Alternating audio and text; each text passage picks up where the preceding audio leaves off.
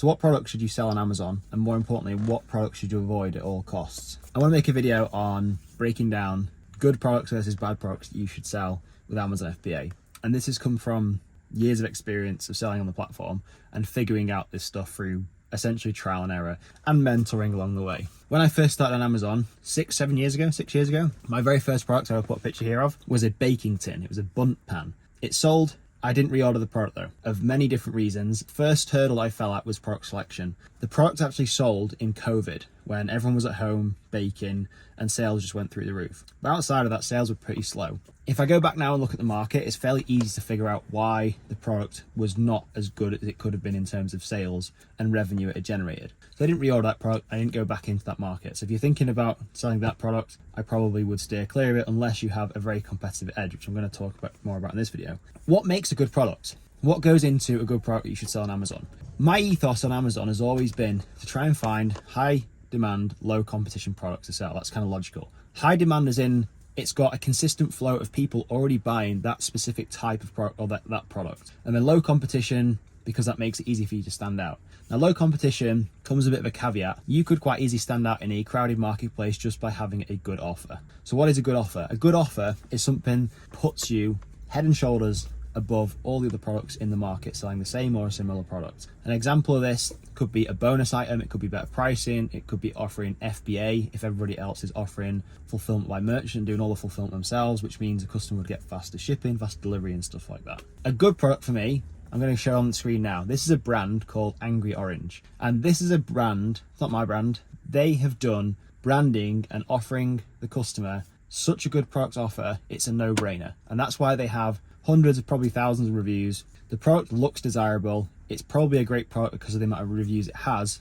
giving it so much social proof, and it satisfies and ticks every box that you need to sell on Amazon. If you look at the image here, this is the hero image. This is the first image somebody will see when they land on Amazon. They search for pet deodorizer, whatever this product is, and it stands out. It looks high-end and high quality, and it probably is high-end and high quality. All the other images on the product are very well crafted out, very clearly demonstrates the benefits that the customer will get by buying this product. Now, if we contrast this to a bad product, or a product that I probably would avoid, I'll put this on the screen here. Now, this is a bad product. This is a Caravan Cargo bar, or this is a Caravan weight bar. So this is used for measuring how heavy your caravan is in the UK. It's in the automotive space. As you can see, there's probably one, if not many, crappy images on this product listing. It's not very clear for the customer to see exactly what the product is. It's almost like it's from like the 1980s or something. This is an interesting product because I did say I was going to share products that were bad or something you should avoid. This is kind of in the middle though. Although this has had a really bad product listing, if you go and look at some of the stats of this product, it actually sells okay throughout the year. So what I'm thinking with this product is, if I can come into the market and improve the offer, that means I can easily stand out. So that's kind of like low hanging fruit. That is an offer that on first glance, I would think, I want to avoid that.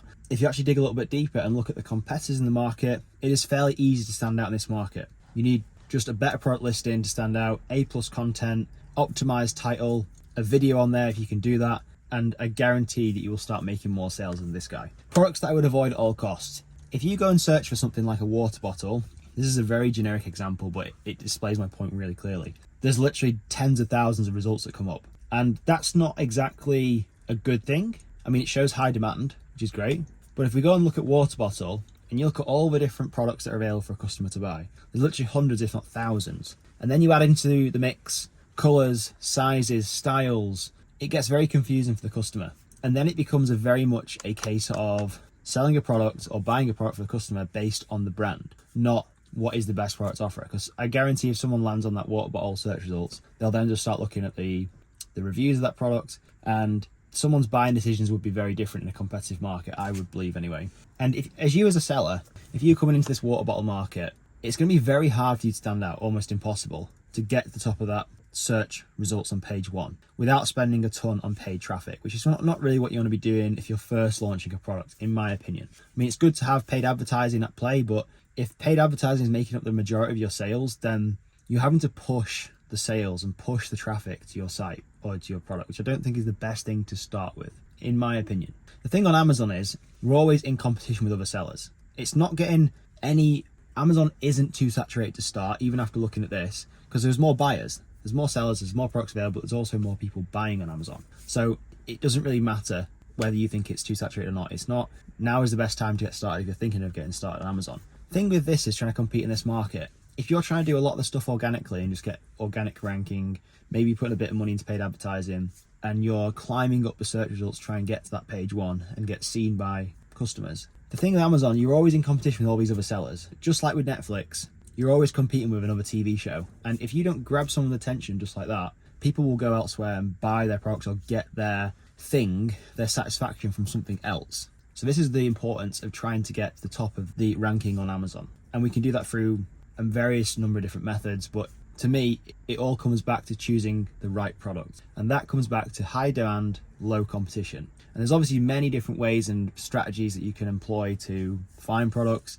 I personally don't like using too many research tools like Helium 10 or Jungle Scout. I've used them in the past. I think it's almost lazy in the fact that you click a few buttons, put a few filters in place, and it'll show you some products that you could potentially sell. And don't get me wrong, you can obviously sell products doing this. But my question then is, if you're seeing these products, how many other people are seeing these products and thinking, oh, I'll just go and get this product made? And then you're just creating an unnecessary amount of competition in a market. If you understand human psychology, how to create a good product offer, a no-brainer offer, how to stand out, what constitutes as a low competition market or a decent market that has high demand, I can almost guarantee you will go way further with your Amazon business than if you were to just try and rely solely on tools. Because human psychology, it doesn't matter if you're buying on eBay, Amazon, in Walmart, any of these supermarkets or big retail stores, buying psychology is buying psychology. If you understand it, you can just apply it across the board. And with Amazon being pretty much the biggest online retailer, well, it's more important now than ever as an Amazon seller and business owner to understand that, because you can apply it to everything going forward. If you want to get started with Amazon FBA, I'll leave a link in the description below to our free Amazon course. It's like 3 hours long, step-by-step stuff. You just go through it. It'll get you set up comfortably on Amazon platform. We'll show you in there exactly how to find these types of products quickly, without stress or confusion, and so you can have the confidence to launch that product in whatever marketplace you're in. Any questions, drop them in the comments. See you in the next video.